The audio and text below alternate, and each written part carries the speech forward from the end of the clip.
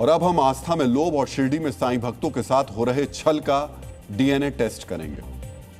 DNA मित्रों, शिरडी में साईं भक्तों से ठगी हो रही है। धन के लालच में कुछ व्यापारी श्रद्धालुओं को अशुद्ध फंगस लगा पेड़ा बेच रहे हैं। साईं भक्तों को पेड़े के नाम पर दूषित मिठाई के पैकेट बेचे जा रहे हैं। ये पाप साईं मंदिर के पास प्रसाद और फूल माला की दुकानों पर हो रहा है। मित्रों, पेड़े के पैकेट पर एफडीए अप्रूव तो छपा है, लेकिन ना तो पेड़ा बनाने वाली कंपनी की जानकारी दी गई है, ना ही ये छपा है कि यह पेड़ा कब बनाकर पैक किया गया और इसकी एक्सपायरी डेट कब है।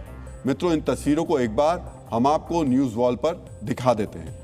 स्वामी विवेकानंद ने कहा है कि स्वार्थ ही संसार का सबसे बड़ा पाप है, और ये जो हम आपको दिखा रहे हैं ये वही स्वार्थ है, और स्वार्थ में ये आस्था के साथ खिलवाड़ है। कैसे, ये देखिए, पेड़े, फंगस लगे पेड़े बेचे जा रहे हैं। इन पैकेट्स पर ना तो किसी कंपनी का नाम है, ना मैन्युफैक्चरिंग डेट है। मित्रों, लाभ वाले स्वार्थ में डूबे दुकानदार साईं मंदिर आने वाले श्रद्धालुओं को ठगने का पाप कर रहे हैं। पेड़ा दूध से बनता है, दूध से बना सामान अगर सही तरीके से नहीं रखा जाए तो जल्द खराब हो जाता है। सोचिए, खुले आसमान के नीचे 45 डिग्री तापमान में जो पेड़ा बेचा जा रहा है वो कितना शुद्ध होगा। ये श्रद्धालुओं की आस्था के साथ ही उनकी सेहत से भी खिलवाड़ है। ये प्री पैकेज्ड फूड के लिए तय नियमों की अनदेखी है। नियम के मुताबिक प्री पैकेज्ड फूड पर निर्माता का नाम और पूरा पता लिखा जाना अनिवार्य है, लेकिन शिरडी में बेचे जा रहे पेड़े के पैकेट पर निर्माता का नाम नहीं लिखा है। पैकेट पर FSSAI लाइसेंस और रजिस्ट्रेशन नंबर लिखना अनिवार्य है, पेड़े के पैकेट पर यह भी नहीं लिखा है। पैकेट पर बैच और लॉट नंबर भी छापना अनिवार्य है, पेड़े के पैकेट पर यह भी नहीं लिखा है।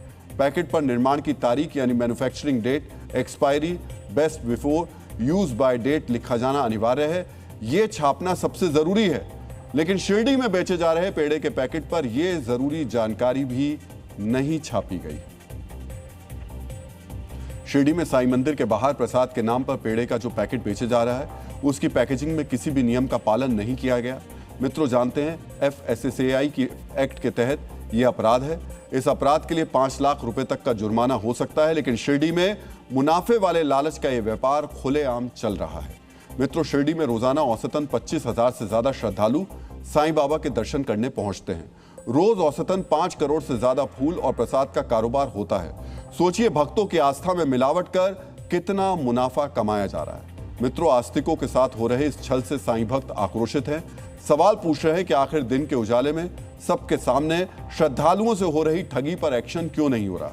शिरडी नगर परिषद और अहिल्यानगर खाद्य और औषधि प्रशासन विभाग की चुप्पी पर सवाल उठने लगे तो खाद्य और औषधि विभाग के अधिकारी एक्शन में आए और फफूंदी लगा पेड़ा बेच रहे दुकानदारों पर छापेमारी शुरू कर दी। यहाँ पे इंस्पेक्शन किया है, कुछ बॉक्सेस ऐसे पेड़ के, उस पर मैन्युफैक्चरिंग डेट और यूज बाय डेट नहीं लिखी। बाकी यहाँ पे कई जगह लिखी हुई है, तो जहाँ पे नहीं लिखी वहाँ पे हम इंस्पेक्शन कर रहे हैं और उसके सैंपल, उसका स्टैंडर्ड कैसा है, क्वालिटी की वजह से भी हम सैंपल भी लेंगे और वो लैब को टेस्ट करने के लिए भेजा जाएगा। उसकी जो रिपोर्ट आएगी उसके हिसाब से हम आगे प्रोसेस करेंगे।